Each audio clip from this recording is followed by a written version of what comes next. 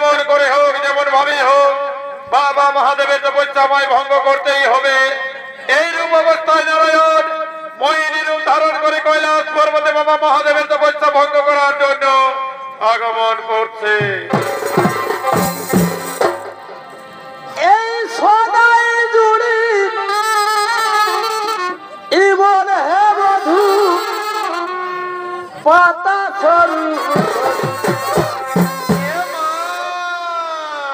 এই সদাই জুড়ি ইমন হে বধু পাতা সরু যাব পাতা কুড়াতে তুমি নিয়ে যাবে ছাগল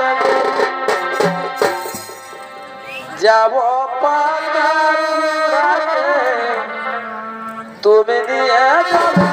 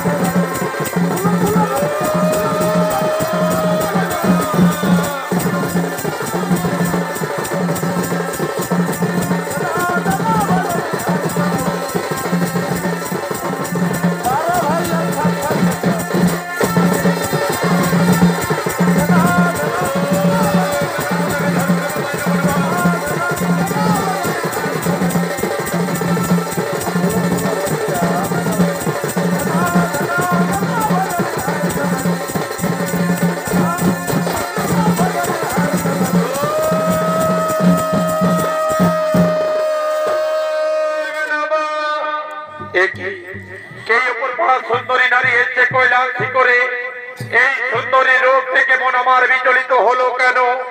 এসো সুন্দরী, তুমি আমার বাহু পক্ষে ধরে দাও। না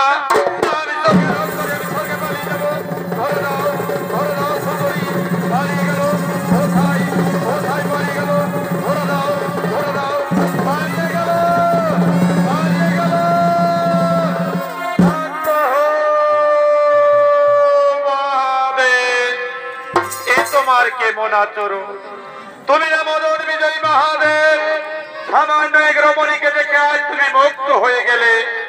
এ কি নারায়ণ, এ কি নারায়ণ, আমার কত বরণ করলে? সেই রমণী আমার বিবাহিতা যোগ্য, সেই রমণীকে দেখে আমার মনের মধ্যে কামের ভার জেগে গেছে। এই মুহূর্তে যদি আমি সেই রমণী না পাই আমি যে পাগল হয়ে যাব। মহাদেব, এও তুমি চিনতে পারলে না? সেই রমণী আর কেউ নই, সেই রমণী আমি। আমার তপস্যা ভঙ্গ করছিলে, কিন্তু সেই রমণী রবি আমার মনের মধ্যে কামের ভার জেগে গেছে। এই মুহূর্তে যদি আমি সেই রমণী না পাই এমন করে আমি কাম নিবারণ করবো। আর আমি যদি কাম নিবারণ করতে না পারি আমি যে হয়ে যাব না না না। মহাদেব, এসো তুমি আমার শোনে।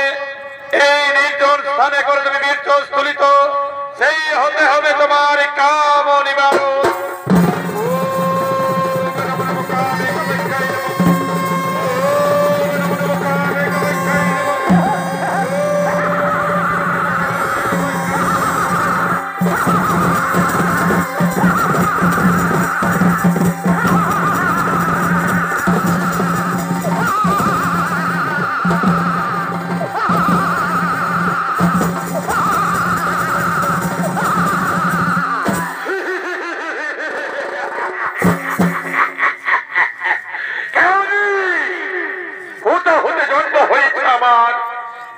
বাবা, ওরে বাবা, তুমি হলে দেবাদেব মহাদেবের অরচত সন্তান।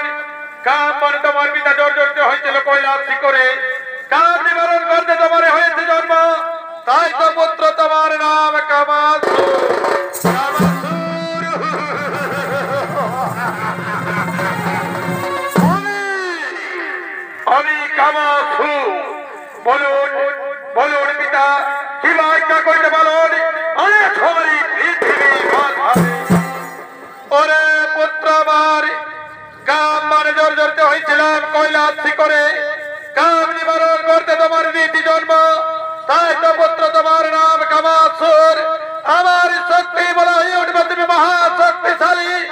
মহাবলবান দেবতা দানব গন্ধর্ব নর কিন্নর কারো অন্তরা হইবে তোমার মরণ।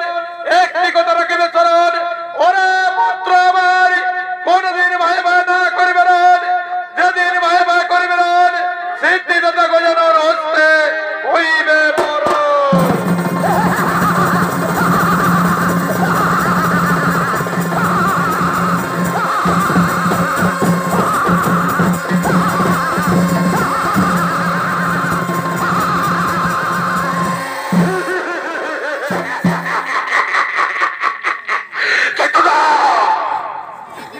অজয় পরীক্ষা করে জানতে হবে